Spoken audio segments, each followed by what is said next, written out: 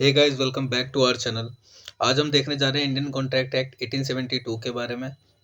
तो इसको बिल्कुल ब्रीफली समझेंगे, ठीक है। और चलो ये स्टार्ट करते हैं चैप्टर। देखो, ये एप्लीकेबल कब से हुआ था? 1 सितंबर 1872 से, एक्सेप्ट जम्मू एंड कश्मीर, ठीक है। इसके अंदर 11 चैप्टर्स थे विद एमसीक्यू एंड 266 सेक्शन। ये मैं वो कह रहा हूँ जब ये स्टार्टिंग में आया था तब की बात कर रहा हूँ मैं, ठीक है। इसके बाद देखो, ये 2 पार्ट्स में डिवाइड हुआ, ठीक है। 2 पार्ट्स में कैसे डिवाइड हुआ? पहला पार्ट कौन सा था ये? पहला पार्ट इसमें था जनरल। जनरल सेक्शन के अंदर देखो क्या है, 175 101 से लेके 75 सेक्शंस तक इंडियन कॉन्ट्रैक्ट एक्ट में है। और स्पेशल जो है ना, स्पेशल वो 124 से लेके 238 तक है। यानी अब आप अगर पूछोगे कि 75 के बाद 76 से 123 तक ये सेक्शंस कहाँ चले गए, तो ये चले गए एसओजीए के अंदर, यानी सेल ऑफ गुड्स एक्ट के अंदर। और 238 तक अगर स्पेशल है तो 239 से लेकर 266 तक ये कहाँ चले गए? आईपीए के अंदर, यानी इंडियन पार्टनरशिप एक्ट के अंदर, ठीक है।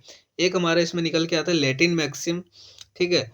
देखो, लैटिन वर्ड हमारे बहुत यूज किए गए हैं लॉ के अंदर, ठीक है। तो इसके अंदर क्या है, देखो, उबी जस ईबी रिमीडियम, ठीक है। उबी जस ईबी रिमीडियम, इसका मतलब क्या है? देखो, इसका मतलब ये है, सबसे पहले तो इसको मैं हाईलाइट कर देता हूँ, सबसे पहले, ठीक है। उबी जस ईबी रिमीडियम, इसका मतलब क्या है? इसका मतलब है कि where there is a right there is remedy, ठीक है। Where there is a right there is remedy. अब देखो आगे क्या है, offer plus acceptance plus consideration, ये सबको पता है क्या निकल के आता है? ऑफर, देखो, ऑफर, एक्सेप्टेंस और कंसिडरेशन, ये क्या निकल के आता है? एग्रीमेंट निकल के आता है। और एग्रीमेंट और क्या नाम है, अगर लीगल ऑब्लिगेशन, ये दोनों अगर एक साथ मिल जाए, ठीक है। एग्रीमेंट प्लस लीगल ऑब्लिगेशन ये अगर एक साथ निकल जाए, ठीक है, तो ये क्या बन जाएगा? कॉन्ट्रैक्ट बन जाएगा।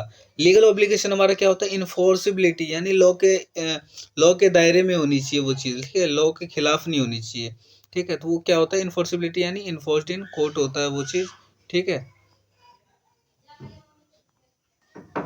ठीक है, उसके बाद क्या है, देखो, थोड़ा सा कंस्ट्रक्शन का काम चल रहा है तो इसलिए थोड़ा डिस्टर्बेंस होगी, उसके लिए सॉरी। देखो, हम स्टार्ट करते हैं। इसमें क्या है, देखो, law of contract is neither whole law of agreement nor whole law of obligation. यानी हमारा लॉ ऑफ कॉन्ट्रैक्ट का जो लॉ है, ठीक है, ना तो वो लॉ ऑफ एग्रीमेंट है पूरा, ना ही लॉ ऑफ ऑब्लिगेशंस है, ठीक है। ये छोटी सी चीज़ है, ये इतना एग्जाम के पॉइंट ऑफ व्यू से नहीं आता। जस्ट इन पर्सनम, ये देखो, कुछ चीज़ें ऐसी होती है ना जो जिसकी डिटेल में हमें मतलब पता होना चाहिए, मतलब बेसिक चीज़ें वो होती कि अब एग्जाम में आ गया तो हम वहाँ पे अटके ना। तो देखो क्या होता है, जस्ट इन पर्सनम का मतलब ये है, right against a particular person, it is a personal right, ठीक है। ये अब अभी आपको ऐसे समझ में नहीं आएगा, एग्जाम्पल आपके आपके सामने वो एक बार मैं जब कवर करूंगा ना एग्जाम्पल, तब आप समझ जाएंगे ऑटोमेटिकली। देखो क्या होता है, मिस्टर एक्स ओज ₹1,00,000 टू वाई, ठीक है। मिस्टर एक्स ने वाई से 1,00,000 रुपये उधार लिए। In this case only Y can recover this amount from X, this is called rights in personam, ठीक है।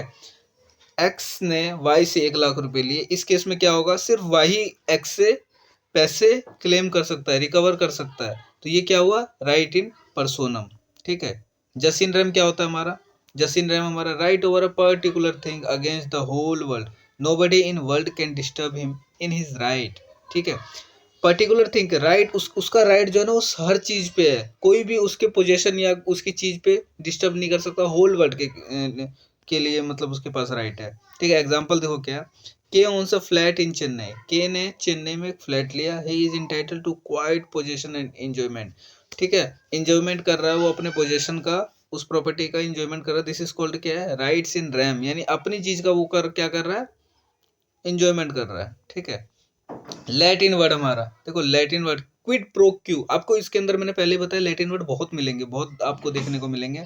तो उसको या तो किसी रफ पेज पे आप उसको कॉपी कर सकते हो, सिर्फ लैटिन लैटिन वाली चीज़ों को।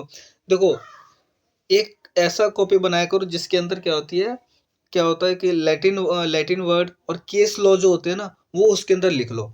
बाकी आप जो स्टडी करते हो वो तो अलग सी नोट्स जो है ना बना लिया करो, क्योंकि लॉ जो है ना, लॉ में नंबर लाना बहुत डिफिकल्ट होता है, ठीक है। डिफिकल्ट क्या मतलब पूरा आपको लैंग्वेज वाली होनी चाहिए, लॉ वाली, तभी आपको क्या होते हैं मार्क्स आप गेन करोगे उसमें। तो क्विड प्रो क्यू ये क्या होता है, इसका मतलब है समथिंग इन रिटर्न, ठीक है। अब देखो कुछ बेसिक्स चीज़ें, एग्रीमेंट और कॉन्ट्रैक्ट का क्या है, ये यहाँ पे डिफ्रेंशिएट किया है एग्रीमेंट और कॉन्ट्रैक्ट का। अब देखो मीनिंग क्या है, मीनिंग ये हमारा every promise and set of promise forming consideration for each other, ठीक है। हर प्रॉमिस और हर सेट ऑफ प्रॉमिस क्या करता है, वो कंसिडरेशन करता है वो, ठीक है, एक दूसरे से, ठीक है। तो क्या कहलाता है वो, एग्रीमेंट कहलाता है। एग्रीमेंट में हमारे क्या होना चाहिए, ऑफर प्लस एक्सेप्टेंस होना चाहिए। वही देखो हमारा कॉन्ट्रैक्ट क्या होता है, agreement enforceable by law, agreement enforceable by law क्या होगा, वो कॉन्ट्रैक्ट कहलाएगा। और कॉन्ट्रैक्ट का क्या होना चाहिए, एग्रीमेंट ऑफर प्लस एक्सेप्टेंस है। कॉन्ट्रैक्ट में एग्रीमेंट तो होना चाहिए प्लस इन्फोर्सिबिलिटी बाय लॉ भी होना चाहिए, ठीक है। अब इसका कुछ स्कोप है ना इसके, तो क्या है स्कोप, देखो it is a wider term including both legal and social agreement, यानी एक वाइडर टर्म है बोथ किसके साथ, लीगल और सोशल एग्रीमेंट के साथ। लेकिन ये क्या हमारा कॉन्ट्रैक्ट क्या है, बहुत ही क्या है, नैरोअर टर्म है, नैरोअर टर्म। अब कुछ इसके ऑब्लिगेशन होते हैं, देखो ऑब्लिगेशन इसके क्या, इट में नॉट क्रिएट लीगल ऑब्लिगेशन, ये लीगल ऑब्लिगेशन क्रिएट नहीं कर सकता। लेकिन वहीं पे देखो कॉन्ट्रैक्ट क्या है, necessary creates a legal obligation, necessary है यहाँ पे क्या, लीगल ऑब्लिगेशन क्रिएट करना। उसके बाद हमारा क्या निकल के आता है, देखो उसके बाद हमारे कुछ राइट्स है, राइट देखो, राइट इंटरेस्टिंग है। राइट हमारा क्या है, देखो does not always grant rights to parties, हमेशा ही पार्टीज को हम क्या करेंगे, राइट्स ग्रांट नहीं करेंगे, ठीक है। क्या करेंगे उसमें, और कॉन्ट्रैक्ट में देखो क्या करेंगे, always grant certain rights to every party, हर पार्टी को हमको उनके राइट्स जो है वो ट्रांसफर करने पड़ेंगे। नेचर इसमें देखो क्या है, इसका नेचर देखो, नेचर क्या है इसमें, सॉरी इसका नेचर क्या है, नेचर है all agreements are not contract, ये तो आपको पता होगा, all agreements are not contract, हर एग्रीमेंट कॉन्ट्रैक्ट नहीं होता, लेकिन हर कॉन्ट्रैक्ट एग्रीमेंट होता है। तो बस वही चीज यहाँ पे ये कहा गया है, ठीक है। अब कुछ essentials elements of valid contract पढ़ते हैं, जो कि हमारा क्या है ये, एक मिनट, जो कि हमारा सेक्शन 10 के अंदर है, इसेंशियल, ठीक है। मतलब कुछ जरूरत की चीज़ है वैलिड कॉन्ट्रैक्ट के अंदर, ठीक है, क्या होना ही चाहिए, ठीक है, प्रॉपर ऑफर एक्सेप्टेंस होना चाहिए, पार्टीज के बीच में लीगल ऑब्लिगेशन क्रिएट होना चाहिए, ठीक है, लॉफुल कंसिडरेशन और ऑब्जेक्ट होना चाहिए। लॉफुल कंसिडरेशन और ऑब्जेक्ट आप समझते ना, मतलब ये कि अब ये लीगली कोई चीज़ आप किसी को पैसे दे के, ये नहीं कि मैं, चलो एक एग्जांपल देता हूँ, मैंने राजू को मरवाने के लिए किसी को 10 लाख रुपए दिए, उन्होंने बोला जाओ उसको मार के आ, ठीक है। ऑब्जेक्ट क्या है, राजू को मारना, ठीक है। कंसिडरेशन क्या है, मैंने उसको 10 लाख रुपए दिए, ठीक है, और वो क्या करेगा, उसको मारेगा। अब मान के चलो कि लॉफुल तो है नहीं, है अनलॉफुल है, कि कानून तो इसको वो नहीं बोलेगा ना कि चलो भाई बहुत बढ़िया, मैं हम आपकी सहायता करेंगे, वो तो सहायता आपकी हेल्प तभी करेंगे ना जब वो चीज़ लॉफुल हो। तो वो क्या कहते हैं, कोर्ट क्या कहता है, हमारा लॉ क्या कहता है कि आप लॉफुल हो तभी हम आपकी हेल्प करेंगे, अनलॉफुल में हम आपकी हेल्प बिल्कुल नहीं करेंगे, क्योंकि हम पहले ही आपको फॉरबिडन कर चुके होते हैं कि ये चीज़ें आपको नहीं करनी, और अगर वही चीज़ आप करते हो तो हम उसके लिए आपको बिल्कुल सपोर्ट नहीं करेंगे, ठीक है। तो वही मान के चलो इस केस में, अगर हम इसी इसी का दूसरा एग्जांपल लेते हैं, मान के चलो कि मैंने उसको 10 लाख रुपए नहीं दिए होते, वो मार के तो आ जाता, पर मैं उसको 10 लाख रुपए नहीं दिए होते, तो वो लीगली केस कर सकता था क्या कोर्ट में, नहीं कर सकता था, ठीक है। तो ये था इसका एग्जाम्पल। अब देखो एटलीस्ट 2 कॉम्पिटेंट पार्टीज होना चाहिए, सर्टेनिटी होनी चाहिए मीनिंग की, और free consent of the parties होना चाहिए, पॉसिबिलिटीज ऑफ परफॉर्मेंस भी होना चाहिए, ठीक है। अब कुछ इसेंशियल्स एलिमेंट्स हैं ऑफर के कुछ essentials element, offer must be, यानी ऑफर क्या क्या होना चाहिए, capable of creating legal relation होना चाहिए, certain definite complete in all terms and not vague नहीं होना चाहिए, must be communicated to offeree को कम्युनिकेट किया हुआ होना चाहिए, बिकॉज क्यों, क्योंकि अनलेस ऑफर इज कम्युनिकेटेड, जब तक ऑफर कम्युनिकेटेड नहीं किया गया होगा, it can not be accept, वो तब तक एक्सेप्ट नहीं किया जा सकता, ठीक है। और N acceptance in ignorance of offer is not acceptance, ठीक है, यानी इग्नोरेंस ऑफ ऑफर के केस में क्या कहलाएगा, एक्सेप्टेंस नहीं कहलाएगा ये। मे बी, ठीक है, मे बी एक्सप्रेस और इम्प्लाइड होना चाहिए, ठीक है, मतलब हो सकता है एक्सप्रेस आप कर सकते हो, इम्प्लाइड यानी एक्सप्रेस यानी आप बता सकते हो उसको, इम्प्लाइड यानी कंडीशन वैसी दे दो कि इम्प्लाइड हो जाए पहले ही, ठीक है। या तो राइटिंग और ओरल होना चाहिए, स्पेसिफिक और जनरल होना चाहिए, यानी किसी को भी बोल सकते हो आप, या किसी पर्सनल किसी पर्टिकुलर बंदे को भी बोल सकते हो, किसी स्पेशल बंदे को, ठीक है। तो ये होता है। अब कंडीशनल भी हो सकता है ये चीज़। तो ये हमारे क्या थे, इसेंशियल्स। ऑफर के थे, ऑफर मस्ट भी क्या होना चाहिए, ठीक है। अब देखो ये कुछ इंटरेस्टेड केस लॉ मैंने आपके लिए बनाया है। केस लॉ क्या है, देखो, लालमन शुक्ला वर्सेस गौरी दत्त। इसके अंदर देखो क्या है, एक राजा का भतीजा खो जाता है, ध्यान से पढ़ना, ठीक है। मैं आपको इंटरेस्टेड बिल्कुल सही से बिल्कुल बना के लाया हूँ नोट्स।